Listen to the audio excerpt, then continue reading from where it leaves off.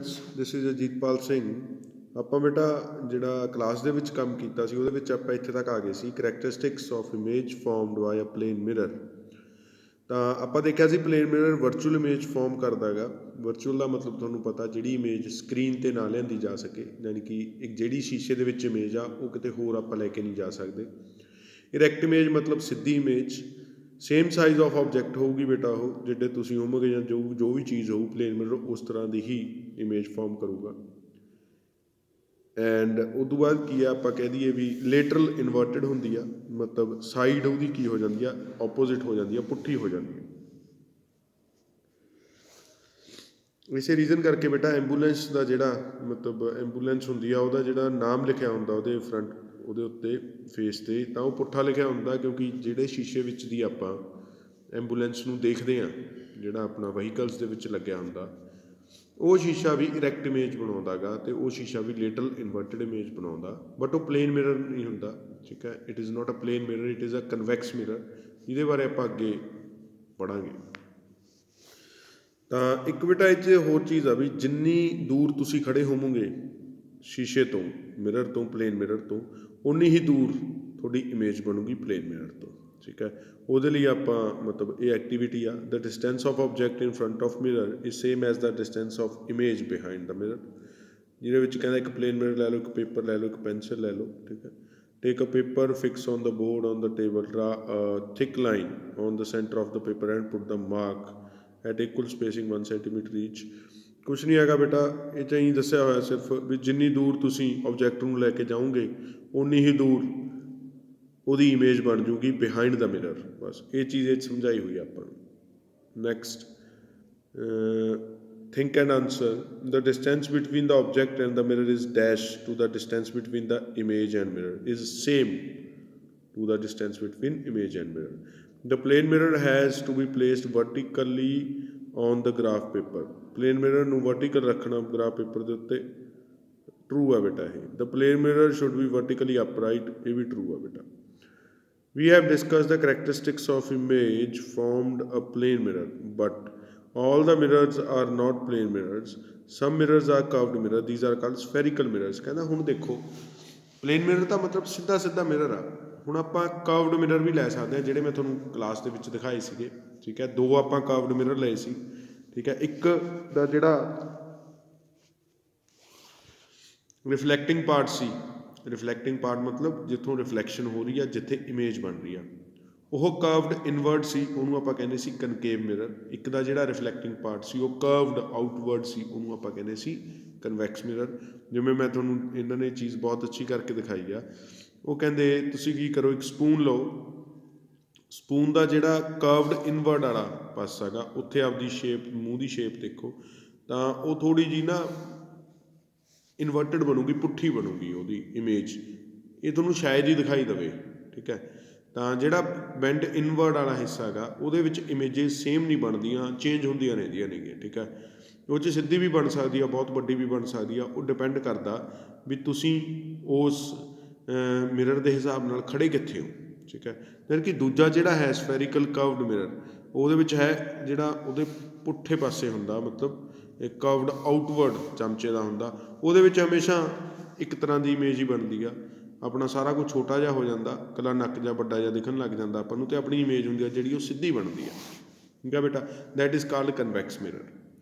ਜਿਵੇਂ ਆਪਾਂ ਦੇਖੀਏ ਵੀ ਆਪਾਂ ਬੋਲ ਨੂੰ ਕੱਟੀਏ ਤਾਂ ਬੋਲ ਦਾ ਜਿਹੜਾ ਬਾਹਰਲਾ ਪਾਸਾ, ਜਦੋਂ ਆਪਾਂ ਬਾਹਰਲੇ ਪਾਸੇ ਨੂੰ ਕੀ ਕਰ ਦਈਏ, ਇਹਦੇ ਉੱਤੇ ਮਤਲਬ ਆਪਾਂ ਪੋਲਿਸ਼ ਕਰ ਦਈਏ, ਤਾਂ ਜੇ ਬਾਹਰਲਾ ਪਾਸਾ ਜਿਹੜਾ ਰਿਫਲੈਕਟ ਕਰ ਰਿਹਾ ਉਹ ਹੈ ਕਿਹੜਾ, ਉਹ ਕਨਵੈਕਸ ਸਰਫੇਸ ਆ। ਕਿਹੜਾ ਸਰਫੇਸ ਆ? Convex surface. ਅੰਦਰਲਾ ਪਾਸਾ ਜਿਹੜਾ ਬੈਂਟ ਇਨਵਰਡ ਆ, ਜਦੋਂ ਆਪਾਂ ਕੱਟ ਕੇ ਦੇਖੀ ਬੋਲ, ਤਾਂ ਉਹ ਕਨਕੇਵ ਸਰਫੇਸ ਆ।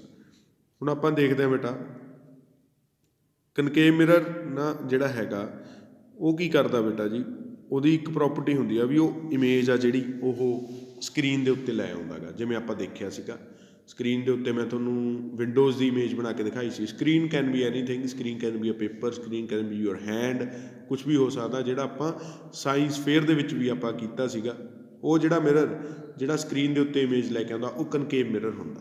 ਅਤੇ ਜਿਹੜੀ ਤੁਸੀਂ ਦੇਖੀ ਉਹ ਇਮੇਜ ਹੁੰਦੀ ਆ ਉਹ ਪੁੱਠੀ ਹੁੰਦੀ ਆ। ਠੀਕ ਹੈ, ਉਹ ਇਮੇਜ ਕੀ ਹੁੰਦੀ ਆ? ਪੁੱਠੀ ਹੁੰਦੀ ਆ। ਅਤੇ ਆਪਾਂ ਦੇਖਿਆ ਵੀ ਇਹਦੇ ਨਾਲ ਆਪਾਂ ਕੀ ਕੁਝ ਕਰ ਸਕਦੇ ਹਾਂ। ਇਹਦੇ ਨਾਲ ਨਾ ਇਹਦਾ ਇੱਕ ਬਹੁਤ ਵੱਡਾ ਫਾਇਦਾ ਹੈਗਾ, ਆਪਾਂ ਜਿਹੜੀਆਂ ਸਨ ਦੀਆਂ ਰੇਜ਼ ਆ ਰਹੀਆਂ ਨੇ ਉਹਨਾਂ ਨੂੰ ਇੱਕ ਜਗ੍ਹਾ 'ਤੇ ਇਕੱਠਾ ਕਰਕੇ ਉੱਥੇ ਸੋਲਰ ਕੁੱਕਰ ਵੀ ਬਣਾ ਸਕਦੇ ਹਾਂ ਉਹਦਾ। ਠੀਕ ਹੈ ਬੇਟਾ। ਅਤੇ ਜਿੱਥੇ ਸਨ ਦੀਆਂ ਰੇਜ਼ ਇੱਕ ਜਗ੍ਹਾ ਇਕੱਠੀਆਂ ਹੋ ਜਾਂਦੀਆਂ ਨੇ ਉਹ ਬਹੁਤ ਹੀ ਬਰੀਕ ਸਪੌਟ ਬਣ ਜਾਂਦਾ ਗਾ। ਠੀਕ ਹੈ, ਉਹਨੂੰ ਆਪਾਂ ਕਹਿੰਦੇ ਹਾਂ ਫੋਕਲ ਪੁਆਇੰਟ। ਕੀ ਕਹਿੰਦੇ ਆ? Focal point. ਮਤਲਬ ਉਹ ਸਾਰੀਆਂ ਰੇਜ਼ ਕਨਕੇਵ ਮਿਰਰ ਨੇ ਇੱਕ ਜਗ੍ਹਾ 'ਤੇ ਫੋਕਸ ਕਰਤੀਆਂ, that is called focal point. ਤਾਂ ਇਹ ਯਾਦ ਰੱਖਿਓ, ਬਸ ਇਹਦੇ ਵਿੱਚ ਇੱਕੋ ਹੀ ਚੀਜ਼ ਯਾਦ ਰੱਖਣ ਵਾਲੀ ਆ ਵੀ ਜਿਹੜੀ ਰੀਅਲ ਇਮੇਜ ਆ ਉਹ ਕਨਕੇਵ ਮਿਰਰ ਬਣਾਊਗਾ, ਅਤੇ ਰੀਅਲ ਇਮੇਜ ਹਮੇਸ਼ਾ ਕੀ ਹੋਊਗੀ? ਪੁੱਠੀ ਹੋਊਗੀ। ਠੀਕ ਹੈ, ਇਨਵਰਟਿਡ ਹੋਊ। ਇਨਵਰਟਿਡ ਸ਼ਬਦ ਹੁੰਦਾ ਪੁੱਠਾ ਹੋਣਾ। ਉਦੋਂ ਬਾਅਦ ਬੇਟਾ ਆਪਾਂ ਦੇਖਾਂਗੇ ਕਨਵੈਕਸ ਮਿਰਰ ਕੀ ਕਰੂਗਾ। ਇਹ ਤਾਂ ਸੇਮ ਚੀਜ਼ ਉਹੀ ਜਿਹੜੀ ਆਪਾਂ ਕੈਂਡਲ ਵਾਲੀ ਸਾਇੰਸ ਫੇਅਰ ਵਿੱਚ ਕਰਕੇ ਦੇਖੀ ਸੀ। ਦੈਨ ਕਨਵੈਕਸ ਮਿਰਰ ਹੁੰਦਾ ਜਿਹੜਾ, ਉਹ ਨਾ ਜਿਹੜਾ ਆਪਣਾ ਗੱਡੀਆਂ 'ਚ ਲੱਗਿਆ ਹੁੰਦਾ, ਗੱਡੀਆਂ ਦੇ ਸ਼ੀਸ਼ੇ ਇਸ ਤਰ੍ਹਾਂ ਦੇਖੋ, ਇਹ ਗੱਡੀ ਦਾ ਸ਼ੀਸ਼ਾ ਹੈਗਾ, ਕਨਵੈਕਸ ਮਿਰਰ ਹੁੰਦਾ। ਇਹਨੂੰ ਰੀਅਰ ਵਿਊ ਮਿਰਰ ਬੋਲਦੇ ਨੇਗੇ। ਇਹ ਦੇਖੋ ਇਹ ਕੈਸੀ ਇਮੇਜ ਬਣਾਉਂਦਾ, ਇੱਕ ਤਾਂ ਇਹ ਛੋਟੀ ਇਮੇਜ ਬਣਾਉਂਦਾ, ਇੱਕ ਇਹ ਸਿੱਧੀ ਇਮੇਜ ਬਣਾਉਂਦਾ। ਇਹ ਹਮੇਸ਼ਾ ਛੋਟੀ ਅਤੇ ਸਿੱਧੀ ਇਮੇਜ ਬਣਾਉਂਦਾ। ਬਾਕੀ ਇਹ ਹੋਰ ਕਿੱਥੇ ਕਿੱਥੇ ਲੱਗਿਆ ਹੁੰਦਾ? ਇਹ ਹੋਰ ਬੇਟਾ ਕਾਫੀ ਜਗ੍ਹਾਵਾਂ 'ਤੇ ਲੱਗਿਆ ਹੁੰਦਾ। ਫੋਰ ਐਗਜ਼ਾਮਪਲ ਇਹ ਲੱਗਿਆ ਹੋਊਗਾ ਆਪਣੇ ਕੋਲ ATM ਮਸ਼ੀਨ ਦੇ ਉੱਪਰ ਜਮੀ ਟੌਪ 'ਤੇ, ਉੱਥੇ ਵੀ ਇਹ, ਕਿਉਂਕਿ ਉਹ ਸਾਰਾ ਕੁਝ ਦਿਖਾਈ ਦਿੰਦਾ ਉਹਦੇ ਵਿੱਚੋਂ। ਅਤੇ ਹੋਰ ਇੱਕ ਜਗ੍ਹਾ 'ਤੇ ਲੱਗਿਆ ਹੁੰਦਾ ਜਿੱਥੇ ਨਾ ਐਲਬੋ ਟਰਨਸ ਹੁੰਦੀਆਂ ਨੇ। ਐਲਬੋ ਟਰਨਸ ਦਾ ਮਤਲਬ ਜਿੱਥੇ ਨਾ ਵੀ ਮੰਨ ਲਓ ਪਿੰਡਾਂ 'ਚ ਵੀ ਲੱਗਿਆ ਹੁੰਦਾ, ਜਿੱਥੇ ਆਪਾਂ ਦੇਖਣਾ ਹੁੰਦਾ ਵੀ ਸਾਹਮਣੇ ਕੋਈ ਚੀਜ਼ ਆ ਤਾਂ ਨਹੀਂ ਰਹੀ, ਜਿਵੇਂ ਕੋਈ ਟਰਨ ਹੁੰਦੀ ਆ ਜਿੱਥੇ ਆਪਾਂ ਨੂੰ ਦਿਖਾਈ ਨਹੀਂ ਦੇ ਰਿਹਾ ਵੀ ਉੱਧਰਲੇ ਪਾਸੇ ਕੋਈ ਚੀਜ਼ ਆ ਰਹੀ ਹੈ ਜਾਂ ਨਹੀਂ ਆ ਰਹੀ। ਤਾਂ ਉਹਦੇ ਵਿੱਚ ਵੀ ਆਪਾਂ ਇਹ ਕਨਵੈਕਸ ਮਿਰਰ ਯੂਜ਼ ਕਰਦੇ ਹਾਂ, ਕਿਉਂਕਿ ਕਨਵੈਕਸ ਮਿਰਰ ਹਮੇਸ਼ਾ ਵਾਈਡਰ ਵਿਊ ਦਿੰਦਾ। ਵਾਈਡਰ ਵਿਊ ਦਾ ਮਤਲਬ ਕਾਫੀ ਵੱਡਾ ਏਰੀਆ ਕਵਰ ਕਰ ਲੈਂਦਾ। ਠੀਕ ਹੈ, ਐਂਡ ਆਲਸੋ ਕਨਵੈਕਸ ਮਿਰਰ ਕੀ ਕਰਦਾ ਹੈਗਾ, ਹਮੇਸ਼ਾ ਇਰੈਕਟ ਇਮੇਜ ਦਿੰਦਾ, ਵਿੱਚ ਸਮਾਲਰ ਦਿਨ ਦਾ size of object. Rear view mirror ਦੇ ਤੌਰ 'ਤੇ ਆਪਾਂ ਇਹਨੂੰ ਯੂਜ਼ ਕਰਦੇ ਹਾਂ ਕਾਰਾਂ ਦੇ ਵਿੱਚ। ਤਾਂ ਇਹ ਯਾਦ ਰੱਖਣ ਵਾਲੀ ਚੀਜ਼ ਇਹ 'ਚੋਂ ਇਹੀ ਆ ਵੀ ਰੀਅਰ ਵਿਊ ਮਿਰਰ ਦੇ ਤੌਰ 'ਤੇ ਕਿਹੜਾ ਮਿਰਰ ਯੂਜ਼ ਹੁੰਦਾ, ਦੈਟ ਇਜ਼ ਕਨਵੈਕਸ ਮਿਰਰ। ਠੀਕ ਹੈ ਜੀ। ਕਿਉਂਕਿ ਉਹ smaller than the size of object image ਬਣਾਉਂਦਾ ਅਤੇ ਸਿੱਧੀ ਇਮੇਜ ਬਣਾਉਂਦਾ ਹਮੇਸ਼ਾ ਹੀ। ਠੀਕ ਹੈ। ਕਨਕੇਵ ਮਿਰਰ ਦੇ ਹੋਰ ਯੂਜ਼ਿਸ ਨੇ ਬੇਟਾ। ਕਨਕੇਵ ਮਿਰਰ ਨਾ ਇੱਕ ਤਾਂ ਯੂਜ਼ ਹੁੰਦਾ ਕਨਕੇਵ ਮਿਰਰ ਟਾਰਚ ਦੇ ਵਿੱਚ। ਟਾਰਚ ਦੇਖੋ, ਟਾਰਚ ਹੁੰਦੀ ਆ ਜਿਹੜੀ, ਉਹਨੇ ਦੂਰ ਤੱਕ ਲਾਈਟ ਮਾਰਨੀ ਹੁੰਦੀ ਆ।